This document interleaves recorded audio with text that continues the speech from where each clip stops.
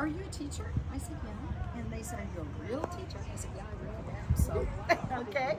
I have one favor to ask of you. When you come in, you'll see there's some little ink jars.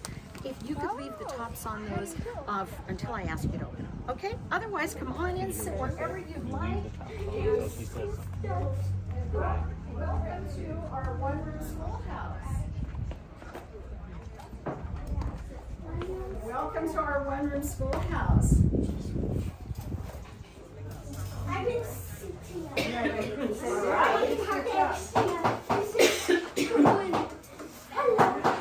Wonderful. So I never like to assume, but I know, are you from Huxfield? Yes. Fourth grade? Yes. Wonderful. Welcome. I find that we have a lot to talk about, and so I'm just going to talk a little fast, but I'll try to be loud, okay? If you would just be so good to listen for a few minutes, and then we are going to try, as obviously we have some weird pens sitting on our desks. We're going to talk about those, and I'm going to have you try to write with those, okay? I've heard of this type of writing. It's pen and quill writing, correct? Yes, it is. Absolutely, absolutely. And you're right, the quill, and then we have what we call the nib, and that's what gets the ink on the paper. Well, let me tell you a little bit. You've been studying about people coming to Oregon, right? When in like the mid to later 1800s, people came in wagons. They came to settle. Do you know why they came? I mean, why would you come a lot of times? To maybe like find a better life or explore. A lot of it is, absolutely. Free land too. They were able to come here, get land, and start that new life. So families would come. They would plant their crops. They were very, very busy. Feed their children, their families. But eventually, most parents said, you know, we really want our kids to learn something. We want them to go to school. We want them to get an education. So a lot of times, those families would start a little school. And the first ones usually were in someone's home, maybe a mother or your dad, but usually they were awfully busy. When there were enough people in the community, they would say, let's build a schoolhouse. Let's build a schoolhouse, let's hire a teacher.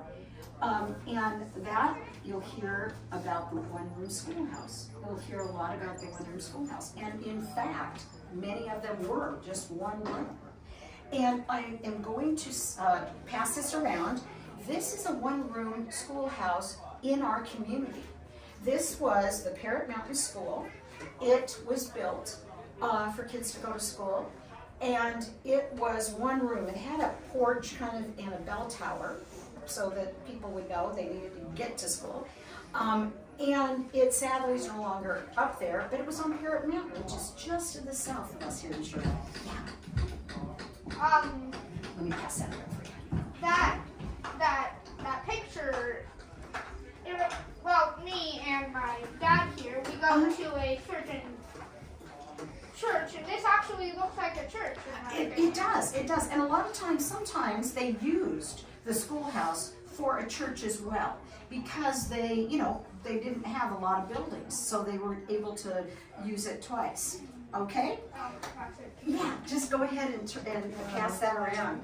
So what happened was, in the one-room schoolhouse, you had one teacher, usually a woman, not always, but often a woman. A young woman. She would, if she got married while she was teaching, she would lose her job. Okay, they only wanted young unmarried women. She would come in the morning and teach all the grades. I know you're fourth graders, but let's say first through eighth grade. Everybody would be in the same room. The younger kids would sit up front. The older students would sit in the back. The teacher would often rely on older students to help with the young students. Older students, particularly boys, would need to come in, chop the wood in the morning. Do we have axes in our classroom today? No. No. We do here, because they would chop the wood, get the fire going, because there was no heat, so they had to keep it warm, especially in the winter. Students would start a little later than what we do today, what you do as far as coming to school, because most of them had to walk quite a ways to get to the schoolhouse. Also, if you wanted a drink of water, you didn't go to the fountain, you didn't get your water bottle out, you had to drink out of a bucket with a ladle, kind of germy, so we're not gonna do that today. If you had to go to the restroom, you didn't just sign out of your classroom, you had to go to the outhouse.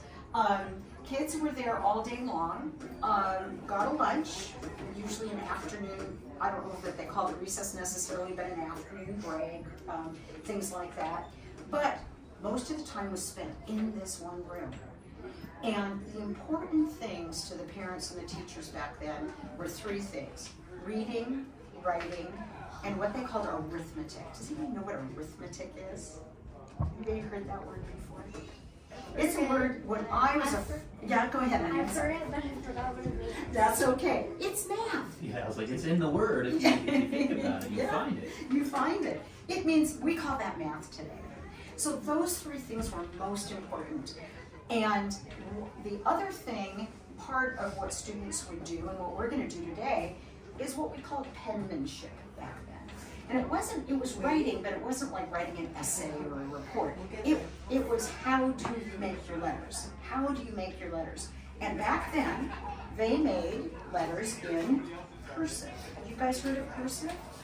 Yeah, okay, more and more now.